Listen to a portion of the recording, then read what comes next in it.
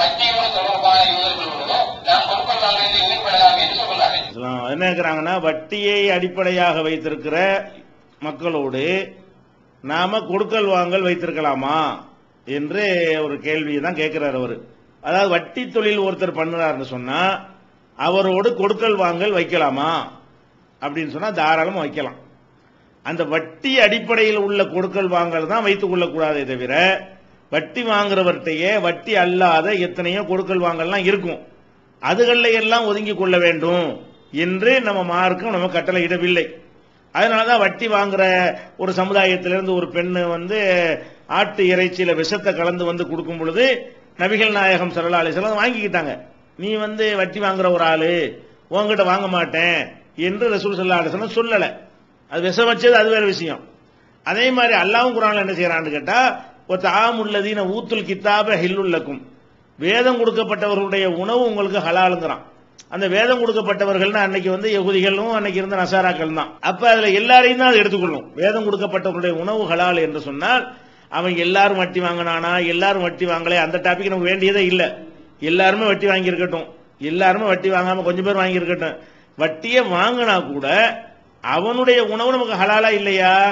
அல்லாஹ் குர்ஆன்ல என்ன சொல்லி காட்டுறான், வதஆமுல்லதீன ஊத்துல் கிதாப ஹில்லுல் லக்கும், வேதம் கொடுக்கப்பட்டவர்களுடைய உணவு உங்களுக்கு ஹலாலு, வதஆமுக்கும் ஹில்லுல் லஹும், உங்க உணவு அவங்களுக்கு ஹலாலுன்னு நல்லா சொல்றான்.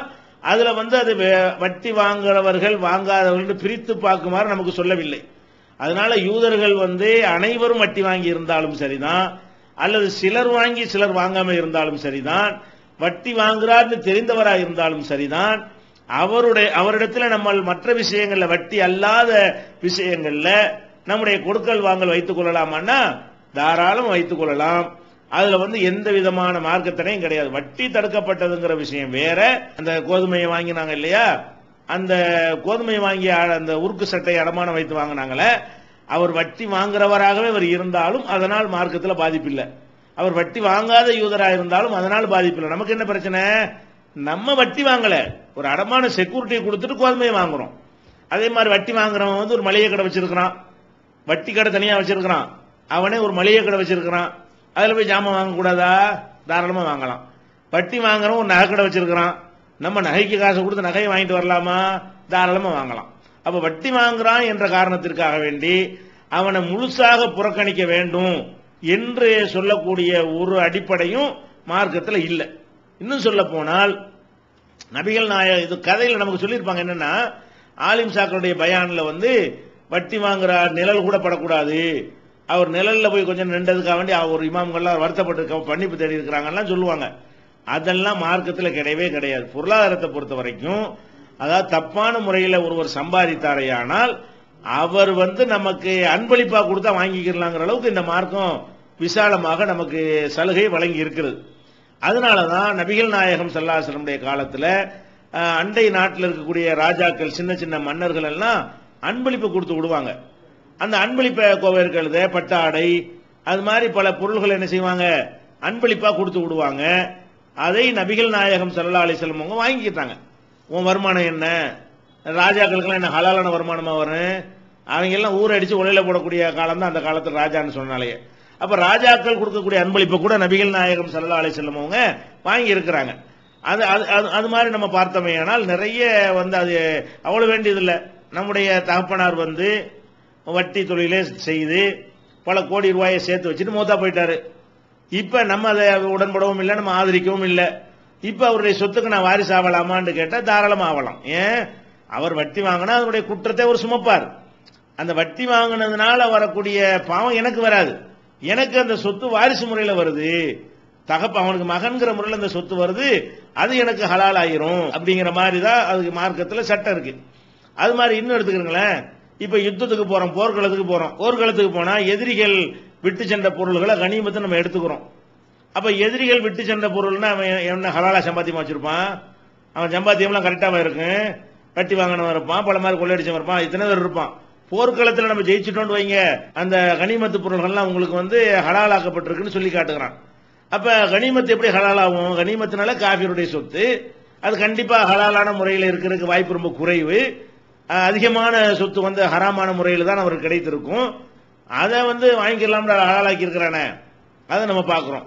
அதே மாதிரி நம்ம ஒரு இஸ்லாமிய அரசாங்கத்தில் இருக்கிறோம்னு வைங்க, நீங்க தான் இந்த கேள்வி கேட்ட சகோதரர் தான் இந்த நாட்டுக்கு அதிபராக இருக்காரு, ஒரு இஸ்லாமிய அரசாங்கத்துக்கு அதிபராக இருக்காரு.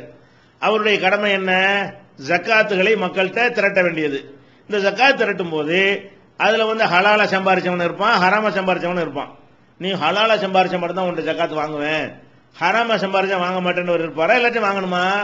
எல்லாத்தையும் வாங்கணும். அவன் நன்மை வேண்டாம் அவனுக்கு கிடைக்கான்னு சொல்லலாம். ஹராமா சம்பாரிச்சவனுக்கு அதனால் ஜக்காத்தினால் மறுமையில் ஒரு நன்மை இருக்கு பாருங்க, அது கிடைக்காம இருக்கும். உலகத்தில் உள்ள ஆட்சியாளருடைய கடமை என்ன? இஸ்லாமிய ஆட்சியுடைய கடமை அவர் எந்த மாதிரி, அது ரெண்டாவது விஷயம். நீ உன்ட்ட இவ்வளவு ரூபா இருக்கு, எடுத்து வை 2% என்று கணக்கு போட்டு வசூலிப்பதுதான் அவருடைய கடமையாக இருக்கும். அதே மாதிரி ஜிஸியான்னு சொல்லி யூதர்கள்ட்ட வாங்குறோம். அந்த இஸ்லாமிய அரசாங்கத்தில் யூதர்கள்ட்ட ஜிஸியா வாங்கியிருக்கிறாங்க. அந்த ஜிஸியாவில் என்ன பண்ணாது? அவன் வட்டி வாங்கி தான் அந்த பணமா தானே இருக்கு. அல்ல வட்டி வாங்கின எல்லாரும் வாங்காட்டா கூட வட்டி வாங்கினவனுடைய பணம் அதில் இருக்கத்தானே செய்யும். அது நீ இப்ப கொடுக்குற ஜிஸியா, நீ வாங்கின வட்டி வட்டி உனக்கு அவனுக்கு உள்ளது, நீ எங்களுக்கு தருவது என்ன? ஜிஸியான்னு சொல்லி அதை அரசாங்கத்தில் சேர்த்து, அது அரசாங்கத்தில் நலத்திட்டங்களுக்கு நபிகள் நாயகம் ஸல்லல்லாஹு அலைஹி வஸல்லம் பயன்படுத்தினாங்களா இல்லையா? அப்ப ஜிஸியா வாங்கியிருக்கிறாங்க, கனிமத்து வாங்கியிருக்கிறாங்க, எல்லாத்தையும் ஜக்காத்தை வசூல் பண்ணியிருக்கிறாங்க. அது மாதிரி யூதர்கள்ட்ட உள்ள உணவுகளை வாங்கியிருக்கிறாங்க, மன்னர்கள்ட்ட அன்பளிப்பு வாங்கியிருக்கிறாங்க. அது இன்னும் சொல்ல போனா பிராக்டிக்கலா நீங்க எடுத்து பார்த்தா கூட இதை இப்படி சொன்னோமே ஆனால், வட்டிங்கிறது சொன்னீர்கள், வட்டி ஹராம் மாதிரி எல்லா விதமான ஹராம்ல இருந்து தான் ஒருத்தர் விலகி இருக்க வேண்டும். இப்ப நம்ம ஒருத்தர் நம்ம டீ குடிக்க கூப்பிட்டாருன்னு வைங்க, நம்ம போக முடியாதுங்க. இவன் என்ன சம்பாத்தியம், உன் தொழில் என்ன, உன் கணக்கெல்லாம் காட்டு, நீ ஒழுங்கா சம்பாதிக்கிறான்னு கேட்கணும். அப்படி இந்த மார்க்கத்தில் அப்படி இருக்கா சட்டம்? நீ அவன் நமக்கு தர டீ தர்றான், அன்பளிப்பா தர்றான், நீ என்ன மாதிரி சம்பாதிக்கிறது உனக்கு நல்லாவுக்கு உள்ளது. நம்ம கண்ணு முன்னாடி தப்பான வருமானம் ஈட்டுவதை பார்த்தோம்னு சொன்னா கண்டிப்போம், தயவு செய்யாத, இதெல்லாம் பாவம் அப்படின்னு கண்டிப்போம்.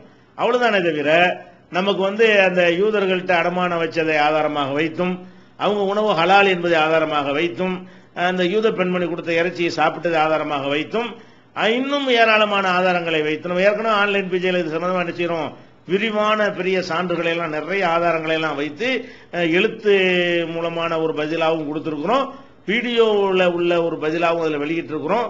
அதனால அவங்க வட்டி வாங்கக்கூடியவர்களாக இருந்தாலும் அவங்களோட என்ன செய்யலாம், நம்ம வட்டிக்கு சம்பந்தம் இல்லாத விஷயங்களில் கொடுக்கல் வாங்கல் பண்ணலாம். வட்டியில தான் பண்ணக்கூடாதே தவிர வேற விதமான கொடுக்கல் வாங்கல் பண்ணுவதற்கு மார்க்கத்தில் எந்த தடையும் கிடையாது. அப்படி தடுக்கிறதுக்கு ஒரு ஆதாரமே கிடையாது. குர்ஆன் ஹதீஸ்ல இருந்து இந்த ஆதாரத்தினால் நாங்கள் இவங்களா ஒரு மனசுல ஒரு மனவீச்சையின் பிரகாரம் ஒரு முடிவை வைத்துக் கொண்டு அதை அப்படி சொல்லுறாங்களே தவிர சில ஆட்கள் குர்ஆன் ஹதீஸ்ல என்ன இல்லை, எந்த ஒரு ஆதாரமே இல்லை.